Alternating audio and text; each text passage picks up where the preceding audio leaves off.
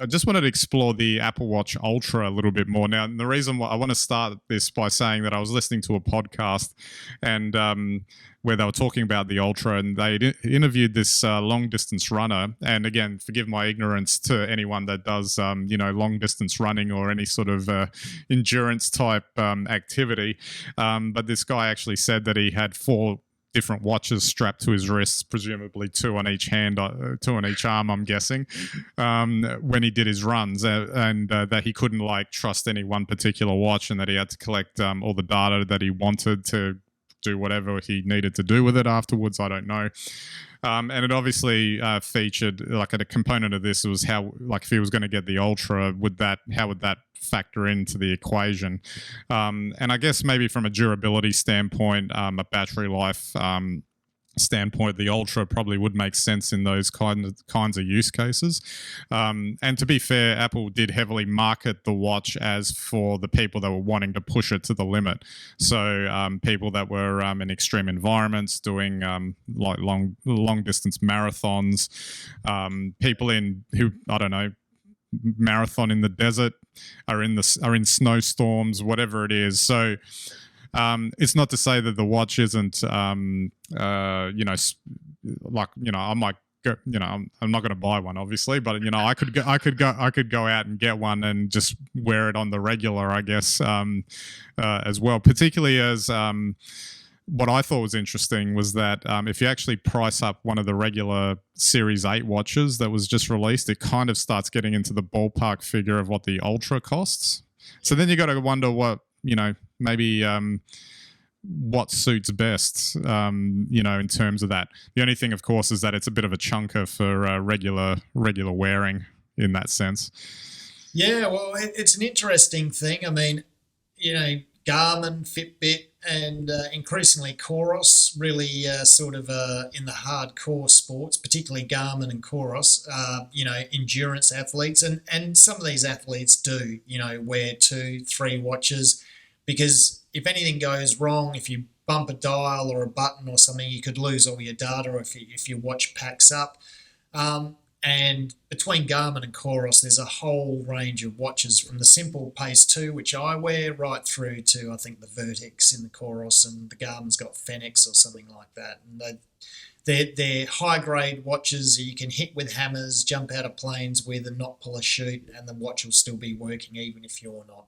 So, amazing stuff. And the data they collect is incredible. Like the granularity you can get during a workout, oxygen levels, VO2 max, pace, just about everything is really outstanding. And Apple Watches have been outstanding with their sort of health monitoring capability over the duration, actually. However, they haven't really been marketed towards sport. They've been really more marketed towards the iPhone user as a complement. So this is them, I think, just trying to protect some market share, carve a new niche, and sell a new watch. And for me, it's very iOS. So the choice to buy an Apple Sport watch basically, is very much linked to your phone and your relationship with iOS.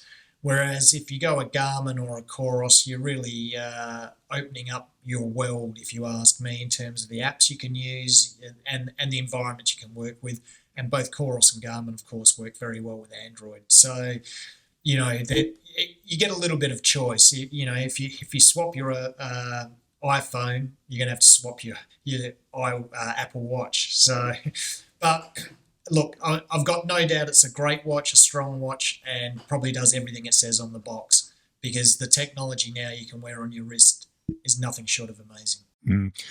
One other thing that made me think about this is that, they're probably going after Garmin's and target markets like that, but also made me wonder whether it was a ploy to renew interest in the Apple Watch itself, because it flew under the radar a bit, but the Series 8 that was released, the regular Series 8, is actually not that much different to the Series 7, which is not that much different to the Series 6, which is not that much different to the Series 5.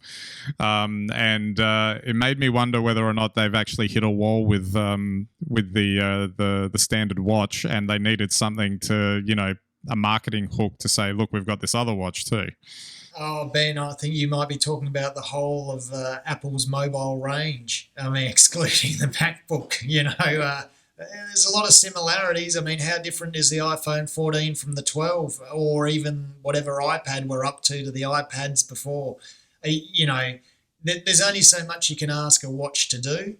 And then at that point, you really can't ask it to do much more. And I think that goes for the phones at the moment and the tablets.